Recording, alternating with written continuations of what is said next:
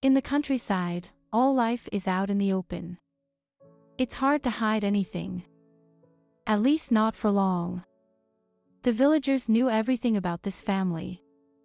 The two men had married of their own free will. They were a good couple, both stately and hardworking. It was enough to look at the well-kept house, which they had built themselves, and at the yard, where the weeds had long ago been banished, and instead of them all summer, flowers bloomed in succession. The young wife was always friendly to everyone. She was respected, she never gossiped. The husband, on the contrary, was a silent man. But there are different kinds of silent people. One is silent, but you can see from a mile away that he is not rigid. He's just quiet. This one was tough, sometimes even angry. He had it all from childhood, his father and grandfather were like that. That's how he was raised. But his toughness did not extend to his wife. He took on all the hard work of the household, went to town without complaint, and did not skimp there. And he had another great advantage: he never went third in the company of drunkards. The village men at first called him a big hunter for that, and then stopped. He'd say, "Come on." And that was enough. He didn't drink. And, of course, he never raised a hand to his wife. Some women were openly jealous of her. She first tried to teach them not to accept beatings, and then stopped. They did not accept her advice. They said she was just lucky to have a man. And the most wicked with black envy would add that it remained to be seen whether she would always live like that. She might have to run to the hayloft from her husband's fists and blows. Well, she did not reply to these invectives. She felt sorry for women who let their husbands wipe their feet. But this family had its own pitfall, living together for the 4th year, and no children.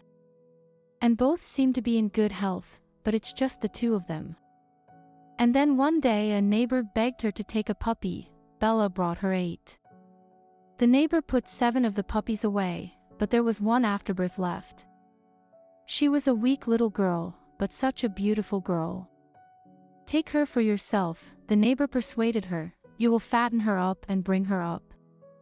And you'll have your own living bell in the yard," to the surprise of his wife, who was ready to take the puppy at once, but was not sure that her husband would agree. He did. That's how they got Lucy. And then they had to find out who paid more attention to her, the wife or the husband. Because he taught Lucy some commands and took her with him into the hay when it rained. And when Lucy got older, he made her a kennel. A big one. With a board floor. And he began to train Lucy to live in that kennel. And she learned. But they let her out at night. She always came back. She knew her territory. And then first the wife and then the husband noticed that Lucy was expecting offspring. That's when the husband showed his true colors. He got mad at the dog. It's more accurate to say that the husband hated the dog. He put her on a chain.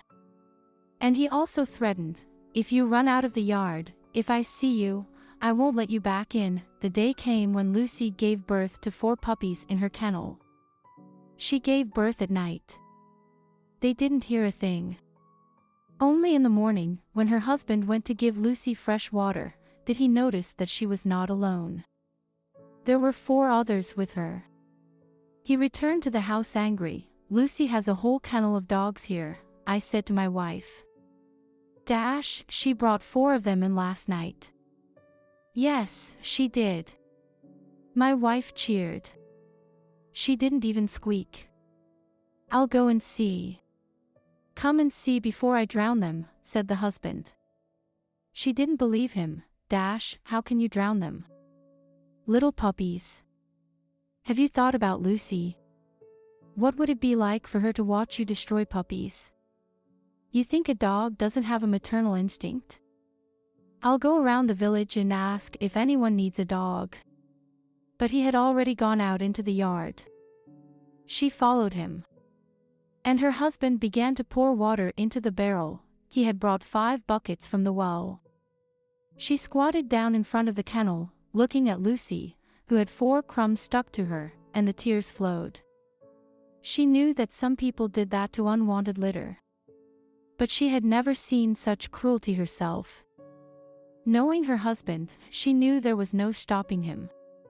So she went inside.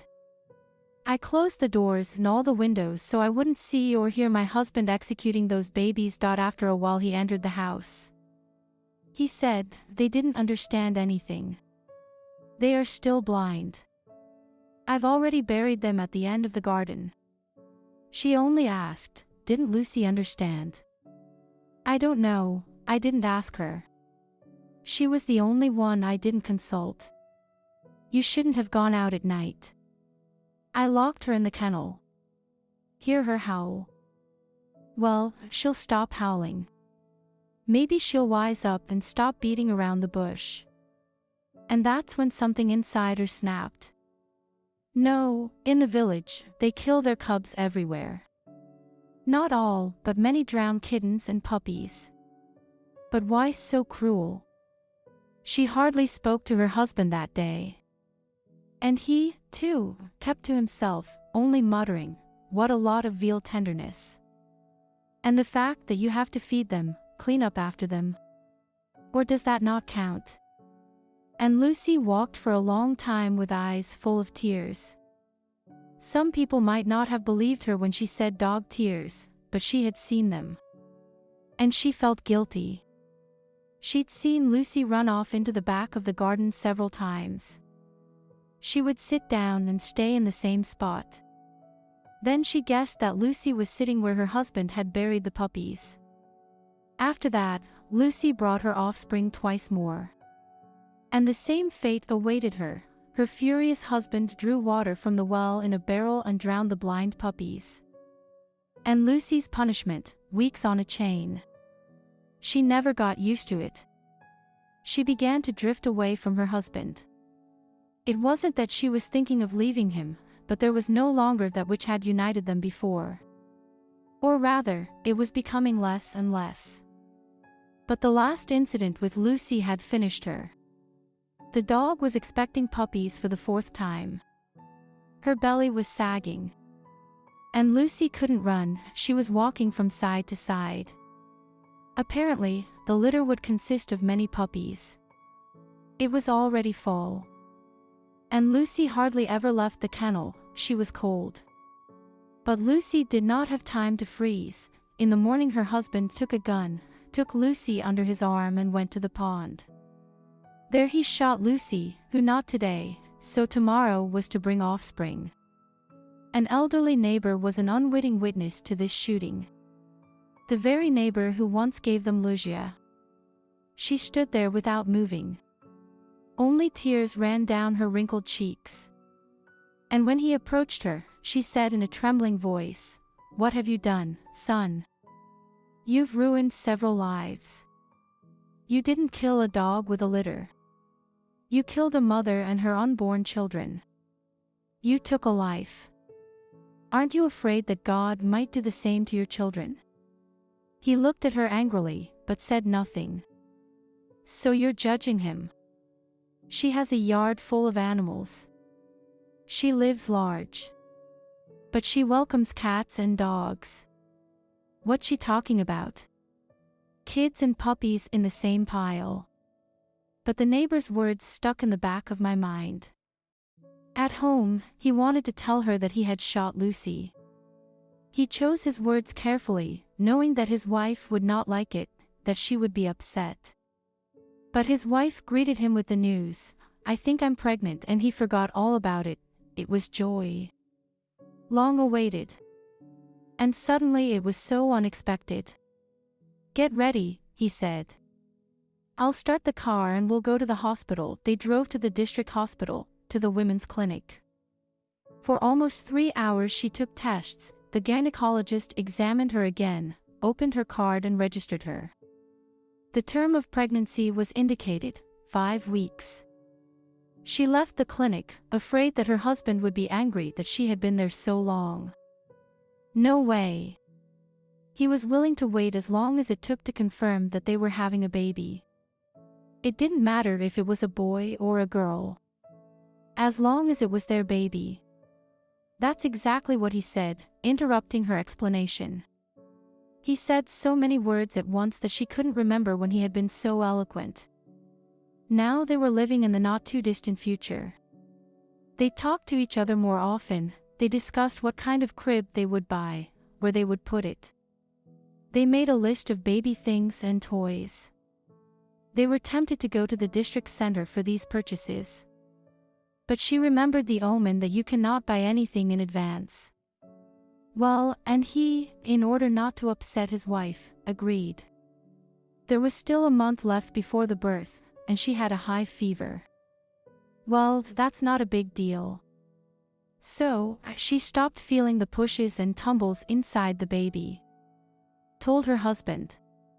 And late in the evening they went to the hospital. The doctor on duty examined her and sent her to the delivery room. He stayed in the corridor. Time stretched slowly, and sometimes it seemed that it just stopped. And it would have been better if it had stopped.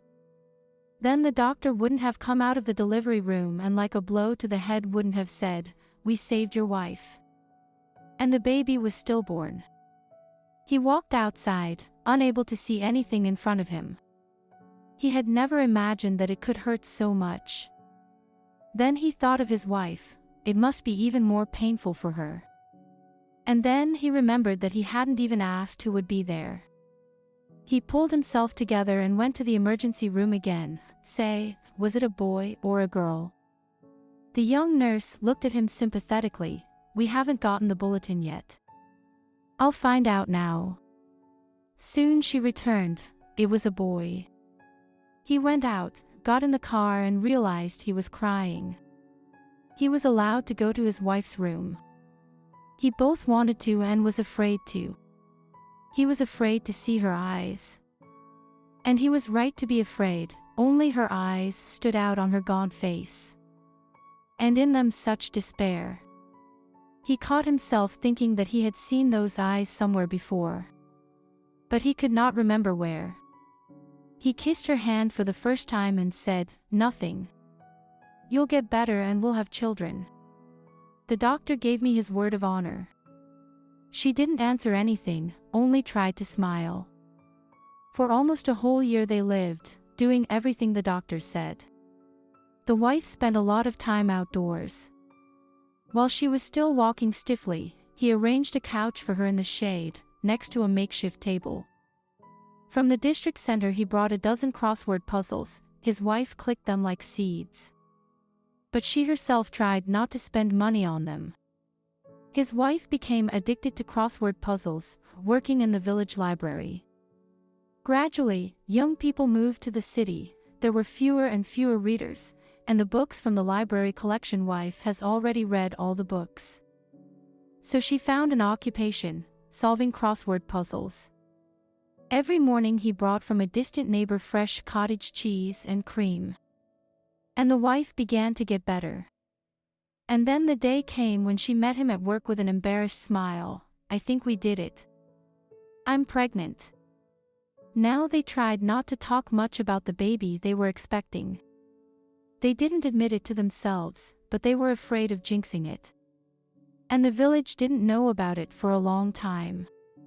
And this time the labor began early, barely past the 8th month. They decided not to risk it, they called an ambulance. This saved the wife's life, but not the child's. She gave birth right in the ambulance, but the girl was dead. He decided to go to the hospital a week after he took his wife from the hospital. Wanted to find out what was wrong with them. Second dead baby. Why? Maybe the wife should have been in the hospital from day one of the pregnancy. What's that called? Preservation. That's what they'd say. She would have gone straight to the hospital. "You see," said the doctor, "that's a mystery to us, too. We've seen your wife. Both the first and the second time, there were no alarming symptoms. You can't help believing that someone has jinxed you." He hurried home and was afraid. His wife was there. With empty eyes. She probably hadn't combed her hair. Maybe she hadn't even taken off her nightgown. I never would have let her do that before. Probably never even left the house. He can only imagine what she thinks about day and night. She told him the day before yesterday, "You're looking for a normal wife." What about me? I'm an idiot. This country is like a stigma on a woman. You wouldn't wish it on an enemy. He got angry with me, think what you're saying. But we have to go home. We must talk to her again, get her to eat. I must tell her that today the doctor confirmed that she's healthy. Will she hear him? Well, as usual lately, my wife only pretended to listen to him. She got up, washed her face, ran a comb through her disheveled hair twice, and put on a robe. He set a cup of fresh broth in front of her and waited for her to eat at least some of it. What can I do? She doesn't want anything. I don't know how this is going to end. What if the doctor's right? What if they've been jinxed? Young and old alike believe it. They talk about karma 100 times on TV. They bring up Vanga. Then how should we treat this jinx? How to fight it? He remembered taking a fellow villager to a neighboring village. It was on the way, and he had taken her with him. She told him that her daughter, who lived in the city, had a seriously ill husband. And wherever they went, the doctors were at a loss. So she decided to go to the fortune teller Camila in the neighboring village. Maybe they had jinxed the man. She takes his picture with her. God willing, Camilla will help. So he decided to go to this Camilla. He calmly took his wife's picture, the same one that hung on the board of honor in the club, said that he would leave for a couple of hours for work, and left. He recognized Camilla's house. There were people sitting on a bench along the fence. The queue, he realized. And sat down, too. And now he was already entering the house. Icons, lamps. The smell of incense and lavender. Half darkness. At the head of the table sits an old woman. She invites him to sit down. He didn't have time to say anything or show his wife's picture, but this Camilla said, "Your wife is not guilty of anything. It's your life, and more than one, that you ruined for no reason." I was about to say something else, but he exploded, "You talk, but don't talk too much. I didn't take anyone's life. I didn't kill anyone. I came to you with hope, and you what? You take money, you cheat those who believe you. And I ran out of the house. I got in the car and my hands were shaking." He calmed down a little and drove off. As he approached his village, he saw the very neighbor who had once rewarded them with Lucy and then witnessed his massacre of the dog and her unborn puppies. What had she said then? Sounds like he took the lives of a mother and children. So what if they were dogs? It's still a life. And more than one. And that God sees everything. He can do the same to you. It's scary, but it's true. He remembered Lucy's eyes, standing in front of the gun. She knew what he was going to do. She remembered those first puppies he had drowned and then buried in the garden. It was not for nothing that Lucy had sat there so long. Lucy had the same eyes now as his wife. Then he had really killed. He's a murderer. How can we make things right? Where do we turn? The next day he went to the district center again. He went to the cathedral. He didn't know which icon to pray to. He approached an old woman who was cleaning the burnt candles in front of the icons. He asked her to go outside with him. There he told her about Lusa and her puppies. And then about himself and his wife. About dead babies being born. And he sees that his wife can't take it anymore. She doesn't want to live. What should I do? I asked not only the old woman, but also myself. How can I ask for forgiveness? If something happens to my wife, what do I have to live for? She's my half. You, son, said the old woman, now put a candle for your wife's health. I'll show you where to go. And then just help those who need help. And, there's a dog shelter nearby. You should check it out. There's always help there. People buy dog food and bring it there. They come to walk the dogs. Dogs are like people. Even better than some. In short, you see with your eyes and soul where and who needs your help. One more thing. You and your wife should go to church together. Grandma, we don't know how to pray. Grandma, we don't know how to pray. We don't know any prayers. Just the beginning, Our Father. And God won't be offended by that. Pray in your own way. For yourself. Only God needs to be told the truth. He knows everything about us. But if you don't tell the truth, it offends him. So out of the blue he goes to the dog shelter. And when he looks at them, he gets a lump in his throat. They're really alive. Abandoned by someone, rescued from someone. He walks along the cages and finds not a single empty eye. They too are thinking about something, remembering someone, fearing someone. He, for one, has a right to be afraid of them. Why did he do that to Lucy and her puppies? Well, he didn't want a lot of dogs in the yard. But there was another way out. He asks the shelter worker what they need most right now. And he's surprised. He thought she'd say food. She says they need cleaning supplies. Turns out the enclosures are being cleaned. And the kitchen where they prepare food for the four-legged ones is being cleaned, too. And then she asks him, if you have a car, could you bring veterinarians to us if possible? It's a long drive. But it's very rare, you need to bring an animal in for a dressing. He gives her his cell phone number. He says if they call the day before, he can help with transportation. And he does. He's been coming here regularly for 6 months. Knows the dogs by name. And they know his. When they wag their tails at the sight of him, he envies himself, they must be so attached. And it was at this shelter that he saw Charlie. The little puppy, whose breed could not be hidden, it was a poodle, came here, found on the railroad tracks. With his ear ripped off or cut off. How he survived is hard to imagine. And he was so skinny, the side with the whole ear was outweighed. And Charlie walked around with a severed ear. He used to take Charlie to the vet for bandaging. In the car, he told him stories. He told him about the army and how he met his wife. He couldn't tell him about Lucy. When he had to leave, Charlie huddled in the corner of his enclosure and stared at him sullenly. Either with resentment or with the hope that someday they would leave together. Then he decided to tell his wife about Charlie. That evening she met him, as usual, in a crumpled robe and disheveled. Pale and with drooping eyes.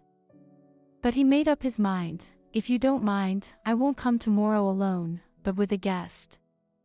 If you don't like the guest, just say the word. I'll take him away at once. The wife shrugged indifferently. He'd arranged at the kennel to take Charlie. But he recognized that he was having problems with his wife. And if Charlie upset her more, he would have to take him back. But he went to see him anyway. Well, and the other dogs. He was understood. And allowed. It was like Charlie realized they weren't going to the vet. He must have sensed that his fate was about to be decided. He lay motionless, occasionally looking into his eyes. He got out of the car and took Charlie in his arms. With him he went into his wife's room. She barely looked at him. Charlie barked softly. His wife turned to look at him, then stood up and walked toward him with an unsteady gait. God, where's your ear? She asked Charlie with pity.